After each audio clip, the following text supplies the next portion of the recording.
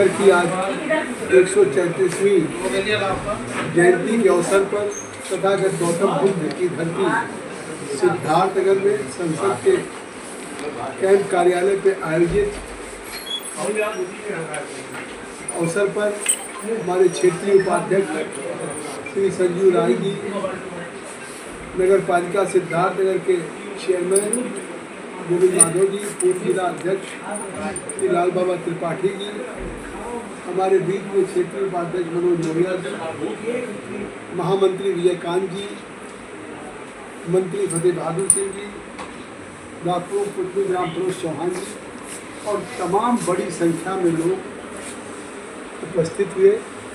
सभी ने एक संकल्प लिया कि हम बाबा साहब के उस संविधान के अंतर्गत भारत के यशस्वी प्रधानमंत्री नरेंद्र मोदी जी के द्वारा और उत्तर प्रदेश के मुख्यमंत्री योगी जी के द्वारा चलाए जा रहे समता मूलक समाज के लिए उन योजनाओं को गांव-गांव तक लागू करने में अपना योगदान देंगे और आने वाले 14 अप्रैल से 30 अप्रैल तक हम गांव के प्रवास में भी जाएंगे।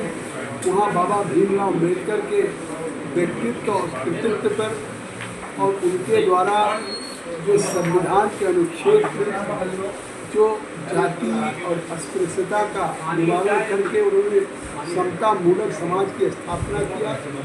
भारत के अनुच्छेद 19 में उन्होंने सभी को संविधान के बोलने की आज़ादी, बसने की आज़ादी, व्यापार करने की आज़ादी, स्वतंत्रता की आज़ादी जो दिया, उसका के कारण आज भारत एक विश्व की गुरु बनने की ओर नरेंद्र मोदी जी के नेतृत्व में अग्रसर है। और इस अनुच्छेद 19 को या अनुच्छेद 20, अनुच्छेद 21, 25 और आर्टिकल 300A इन सब को हम गांव-गांव तक लोगों को जानकारी देंगे और उन योजनाओं का लाभ गाँव को मिले। आज भी अभी भी 4 करोड़ प्रधानमंत्री के आवास देने के बाद भी लोग वंचित हैं। तो फिर 3 करोड़ आवास देने की नरेंद्र मोदी ने घोषणा किया है। उसका हम गांव में जो दलित, गरीब, पिछड़ा, वंचित जो अभी भी आवास नहीं, उनका रजिस्ट्रेशन कराएंगे। हम तमाम उन मजदूरों को खेतिहर उनको पंजीकृत कराएंगे, जिससे सरकार द्वारा चलाई जा रही हमारे कुशल अकुशल उन मजदूरों को भविष्य में कहीं अगर दुर्घटना में मृत्यु हो गई तो 5 लाख, स्वाभाविक तौर पर 2 लाख, विवाह के लिए पैसा, इस तरीके की सारी योजनाओं को हम प्रवास करके गांव तक पहुंचाने का काम करेंगे। लेकिन आज जो बाबा साहब अम्बेडकर ने संविधान दिया, उससे इतर वेस्ट बंगाल में ममता बनर्जी के नेतृत्व में जो तृणमूल कांग्रेस की सरकार चल रही है, आज वहाँ पे जिस तरह से तुष्टीकरण हो रहा है, अल्पसंख्यकों को एक वक्त बिल के विरोध के नाम पे स्टेट स्पॉन्सर्ड हिंसा हो रही है, इसमें बस्तियों पे हमले हो रहे हैं और पिता पुत्र को छींक के घर से हत्या कर दिया गया। पुलिस मूकदर्शक, हाई कोर्ट ने जब पैरामिलिट्री कहा उस पर हमला हो रहा है।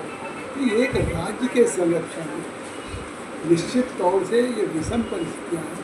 हम मांग करते हैं राष्ट्रपति जी से कि वहाँ पर राष्ट्रपति शासन लगाया जाना चाहिए, क्योंकि आज भारतीय जनता पार्टी नरेंद्र मोदी के नेतृत्व में इस संविधान को अखंड रखने के लिए, संविधान को मजबूत उनकी सुरक्षा के लिए हम संकल्पित हैं। सर, जो है बाबा साहब की जयंती है, लेकिन कोई सरकारी यहाँ एक विद्यालय नहीं है बाबा साहब के नाम से, तो इस पर कैसे बनेगा? यहाँ के जो है जो कमज़ोर वर्ग के हैं वैसे हैं, जो निःशुल्क टाइप का ऐसा सरकारी विद्यालय कब बनेगा? नरेंद्र मोदी जी की सरकार और योगी जी की सरकार काफ़ी योजनाएं चला रही हैं।